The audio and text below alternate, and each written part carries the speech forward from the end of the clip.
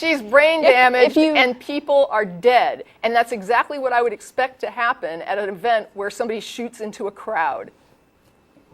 I don't consider several people shot dead and one person brain damaged to be proof of God's miraculous powers. Let me ask you something. How do you define a miracle? What's your definition of a miracle?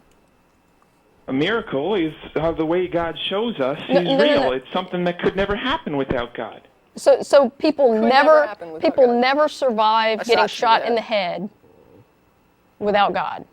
Without God, she'd be dead, just like most people who get shot through the head with a bullet in their brain. Most people. But you admit that there's some people that get shot through the head that don't die. It's pretty rare. Right, but it happens. Right. 10% of people. That's why we call it a miracle. A miracle is so a miracle is a rare event. It's not something that can't happen. It's something that could happen, but statistically would be rare. And in this case, it happens 10% of the time. So anything that happens that's against the odds, which we would assume that in the universe some rare things will happen. Every time a rare event happens, you just say God did it. Is that what we're calling a miracle now? Well, I wouldn't say it's a miracle if you win the lottery, but I would say why not? Why not? It's a rare event. It's in fact. What is the statistical odds that determine a miracle? Like at what point is it statistically become a miracle versus a rare event? I don't think you can just. You can't do science on it. That's because it's nothing to do with science. So we don't really know at what point rare becomes miraculous versus just rare. Well, this isn't something you study in a university. I mean, this is... Right, but you're saying that you recognize miracles, and I'm asking you what they are, and you're saying they're rare events. And I said, well, there's some rare events, like winning the lottery, and you said, but that's not a miracle. So I'm saying, when do we hit the point when a rare event is then determined to be a miracle? I think you guys... You guys are playing dumb with me. I think you know exactly what I mean when I say no, a miracle. No, we don't. I don't know what you mean. No, I want to know. I'm asking you, how do you know how do you differentiate the rare medical survival event from a miracle? You mean if someone survives cancer? Right. I guess that's a miracle if they survive a deadly disease. But do you believe that there is such a thing as natural remissions that can occur? Like, for example, if you have rats in a lab and some of those rats have cancer and they have a natural remission and survive, are you thinking God is saving those rats, or do you think that there's sometimes a natural remission? Oh, I understand the question now. Right. It's not always a miracle. First of all, I don't think God does miracles for rats. I think it's just for humans. Right, and I didn't think you did. I just wanted to make it clear. I mean, I didn't think that you did think God was doing miracles for rats, but I was trying to make you understand my question better. So my question is, when you see somebody survive cancer, how do you tell the difference between a natural remission, like what we would see in a rat, which we would assume would also occur in humans, versus God fixed the person? Well, obviously, it's just a question of what you believe. I mean, no, it's not. It's a question of what you're claiming.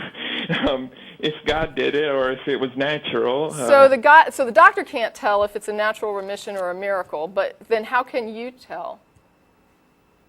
Well, it's just I believe that when these things happen, it's God's work that He does. Except that sometimes you think it's just a rare event.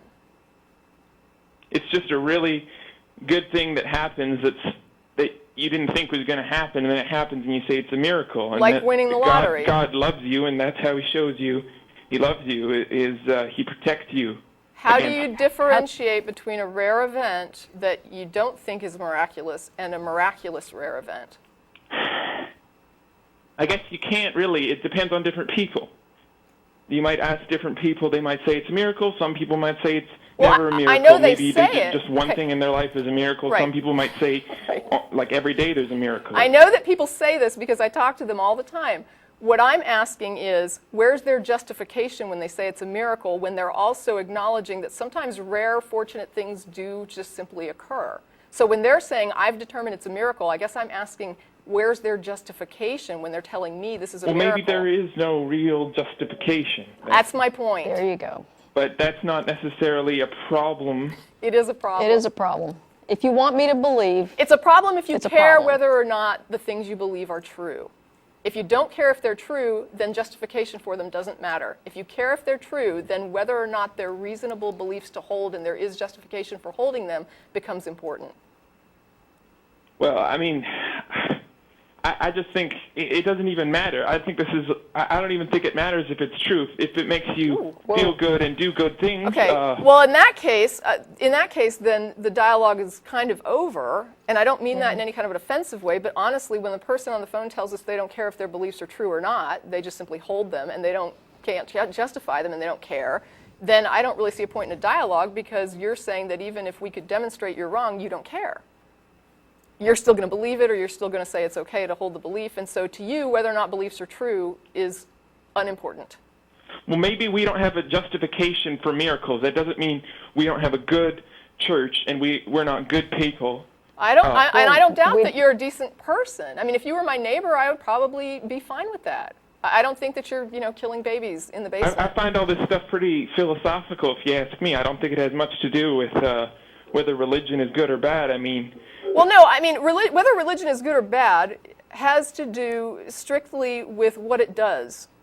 And what I see is that there are some benefits to religion, such as it supplies like a good support structure. For example, you're saying you've got this good community of people that are in your like church. Some people, they said the Bible helped them through like a time, like suicide. They thought they were going to commit suicide, and the Bible helped them. Well, that's not the same. Yeah, there's a different issue there, because I sometimes wonder if Christianity specifically doesn't kind of rob us of our self-esteem by telling us that we're inherently depraved, and then give us back, that sort of, if you grovel, then you're acceptable to God, and that makes you worthy of something.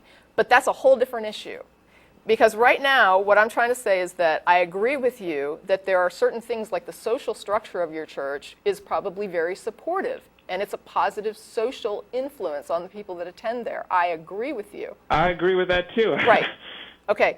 But I also understand that there is a great deal of pain going on around the globe for religious reasons, because of the same doctrines that are coming out of the same book, because people read that book and they read a lot of different things. And for every Christian that I've ever met who says, this is what really my religion is about, I've met other Christians who say, that Christian's not a real Christian, and this is what my religion is about.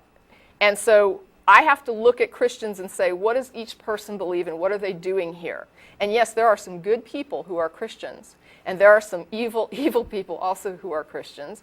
And it's the Christianity that seems to motivate some of these evil things. And before you react, let me just say, I don't think that people in Nigeria would be murdering their children as witches if somebody didn't tell them God wanted them to kill witches and convince them that their child was a witch.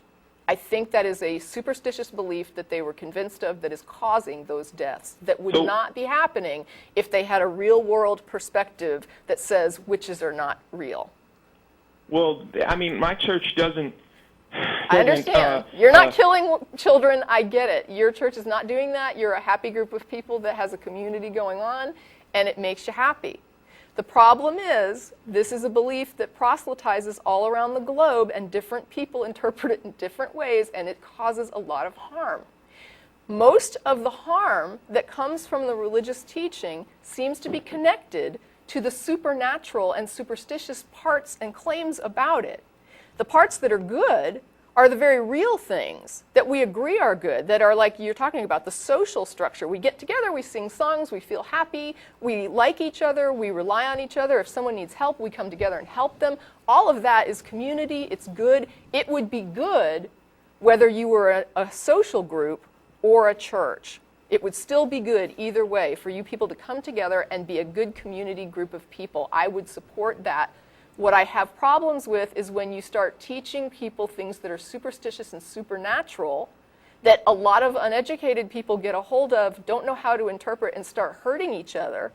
Or you get some people who are educated who hurt people, who are like voting and saying, gay people need to be not treated like other people. They need to be treated less than other people. Or they need to be, that women shouldn't have the same rights as men. Or that, when you start getting things like that, these are people that did get a regular education who don't know how to read this and not make it hurt people.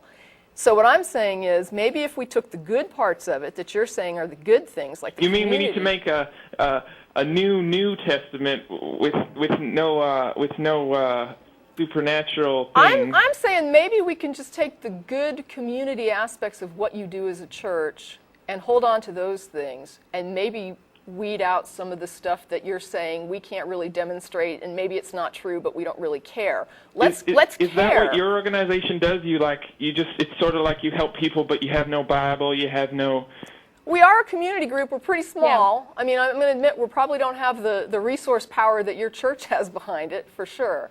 But we do our part. We have like an Adopt a Street cleanup, and we have a blood drive, and so we do community efforts, and we try. We're not a humanist group. Now, I will tell you that there are secular organizations that are... Do you guys belong to other organizations? Yeah, there's like the Coalition of Reason, which is like a national arm that we just like had a partnership with, I guess. Yeah, we have a local coalition. So I mean, there's a little bit of networking. But the thing is, what you're describing would be like a humanist group, or even like a Unitarian Universalist church might be more along those lines, of like a group of people who are really getting together to do like a sort of almost secular. I don't know if it's correct or incorrect to call it a secular religion, but it's almost like a secular sort of, we believe in helping humanity. Yeah. And so there's a group called humanists that would be secular, generally. You don't have to be secular to be a humanist, don't get me wrong, but their goal is just sort of like, let's promote the welfare of the human good. And I think that's fine. I thought all you guys did was just go out and do protests and say you don't like religion. I didn't know you actually did. We also do protests, but honestly, I mean, there's some things that we protest that there are church groups that would protest as well, and that do protest as well. For example, the People United or Americans United for Separation of Church and State is headed by a minister who believes that the government should stay out of religion. And so he wants to see that separate because he believes that his religion is better served by not having the government involved in what they're preaching and what they're doing. And so that is an area where we are aligned with certain churches who believe that it's best that the government stays out of religious belief.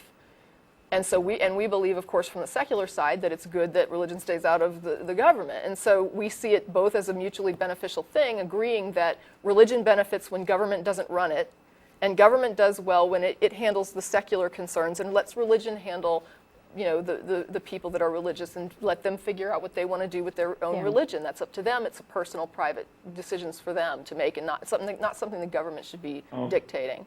Well, thanks so much, guys. I think I have good news for you, because I don't think most people, I don't think most people actually like the bad parts of the Bible. So they would like to get rid of that too, maybe, but I hope it would be hard for them. I hope you're right, and I thank you for your call. Yes. Okay. Well, that was interesting. It was a good call. Yeah. I appreciate the call. The content of this video is produced by the Atheist Community of Austin, a nonprofit educational organization promoting positive atheism and the separation of church and state. If you enjoyed this content and are willing and able to provide a donation, please visit the website below.